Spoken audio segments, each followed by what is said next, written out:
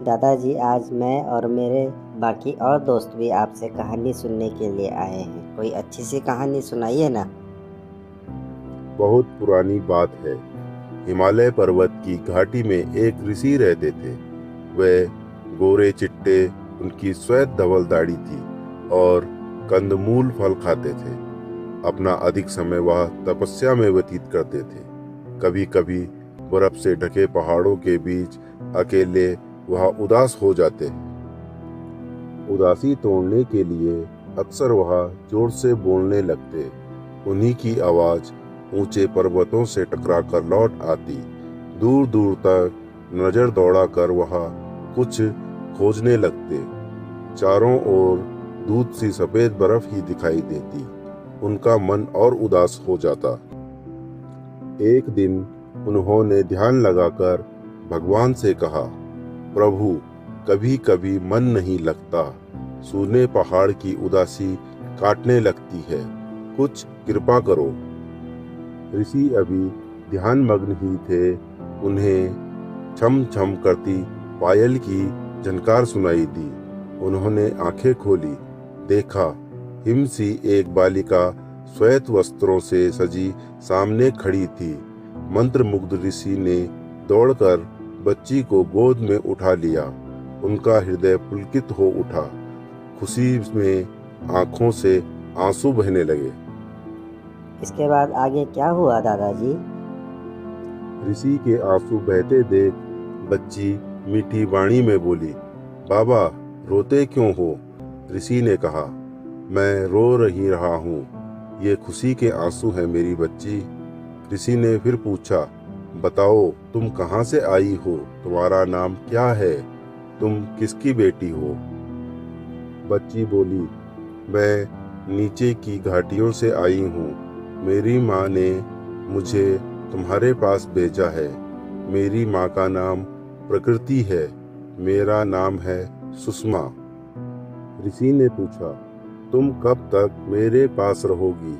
मुझे लगता है अब एक बार तुम्हें पा लिया तो मैं एक क्षण भी तुम्हारे बिना न रह सकूंगा।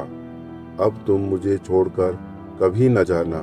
कहते हुए वृद्ध ऋषि विभोर हो गए। बच्ची बोली, मैं तुम्हारे पास ही रहूंगी बाबा। मेरी माँ ने कहा है, उदास ऋषि के चारों तरफ खुशी बिखेर देना, ताकि कभी किसी को भी भविष्य में हिमालय में उदासी न घेरे। मैं कभी भी तुम्हें छोड़कर न जाऊंगी। आज से तुम मेरे बाबा हो। यह हिमालय मेरा घर है। बच्ची ने कहा। ऋषि प्रसन्न थे। वह बच्ची का हाथ थामे बर्फानी पर्वतों पर घूमते, कभी उसे गोद में लिए मीलों चलते। दोनों प्रसन्न थे। अक्सर ऋषि बालिका को कथा सुनाते। जैसे आप हमें सुनाते हैं दादाजी, आगे क्या हुआ? सुनाइए ना। एक दिन ऋषि ने बालिका को हंसने वाली मनोरंजक कथा सुनाई तो वह खिलखिलाकर हंस दी। जब वह खिलखिल हंस रही थी तो ऋषि उसी तरफ देख रहे थे। बच्ची की हंसी के साथ रंग बिरंगे सुंदर फूल झर रहे थे। वह मंद हवा के साथ दूर दूर तक फैलते जा रहे थे। थोड़ी देर में बच्ची ने हंसना बंद किया। तब तक दूर दूर तक फूल ही फूल धरती पर उग आए थे। ऋषि ने दूर तक देखा और मुस्कुराकर कहा, यही है फूलों की घाटी, इस धरती का स्वर्ग। फूलों के सौंदर्य में डूबे ऋषि बालिका के साथ घूमते रहे। एक दिन उसकी उंगली पकड़े बालिका ठुमुक ठुमुक कर चल रही थी। तभी एकाएक उसका पैर फिसला और उसे चोट आ गई। कोमल तो वह थी ही, ऊ ऊ कर रोने लगी। बड़ी बड़ी आंखों से मोती से आंसू टुलक टुलक कर धरती पर गिरने लगे। ऋषि ने उसे संभाला, चोट को सहलाया। बच्ची चुप हुई तो ऋषि ने देखा कि जहाँ जहाँ आंसू की बूंदें गिरी थी वहाँ जल धाराएं बह रही हैं, निर्झर झर रहे हैं। ऋषि जैसे तृप्त हो गए उस दृश्य को देखकर। फिर आगे क्या हुआ दादाजी? सचमुच बच्ची ने ऋषि की उदासी मिटा दी। मुदिन मन से ऋषि उसे लिए ऊंची चोटियों पर यहाँ से वहाँ जाते। जहाँ बच्ची हंसती वहाँ फूल बिखर जाते, जहाँ रोती वहाँ झरने बहने लग जाते। अब सुंदरता हिमालय पर सर्वत्र छा गई थी। ऋषि की उदासी दूर हो गई। बाबा और बच्ची दोनों मगन थे। समय बीतने लगा।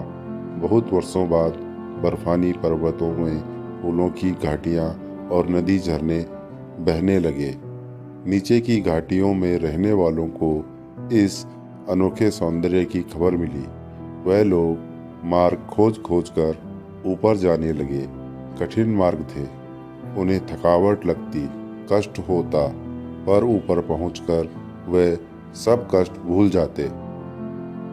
धीरे धीरे अपने मार्ग के कष्टों को दूर करने के लिए उन्होंने अच्छा सुगम मार्ग बनाने का विचार किया। हरी भरी धरती पर लगे कुदाल चलाने। कभी धरती माँ सह लेती और कभी गुस्से से गरज पड़ती और पहाड़ टूट जाते। हरियाली पर टूटा पहाड़ मनुष्य की निर्दयता की कहानी सुनाता। लोग आने लगे। ऋषि और बालिका ऊंची ऊंची चोटियों की ओर बढ़ने लगे। वे जहाँ जाते सूखे पर्वत सौंदर्य से भर जाते। इस तरह ऋषि ने सुषमा को साथ लेकर हिमालय को स्वर्ग के समान बना दिया। आज ऋषि नहीं रहे, मगर हिमालय के झरने, हरे मैदान और फूलों की घाटी के रूप में सुषमा चारों ओर जैसे हंसती मुस्कुराती रहती, ऋषि की कहानी सुनाती रहती। तो बच्चों बताओ, आज की कहानी सुनकर तुम्हें कैसा लगा? अरे वाह दादाजी, आज की कहानी तो हमेशा की कहानी की तरह बहुत ही अच्छी थी। बड़ा मज़ा आया। अगर आपको भी दादाजी की कहानी सुनकर मज़ा आया है तो वीडियो को एक लाइक और एक कमेंट ज़रूर करें और जाते जाते चैनल को सब्सक्राइब करते हुए जाना। मिलते हैं जल्दी किसी नेक्स्ट वीडियो में दादाजी की एक अच्छी सी कहानी के साथ। तब तक के लिए love you all. Bye bye.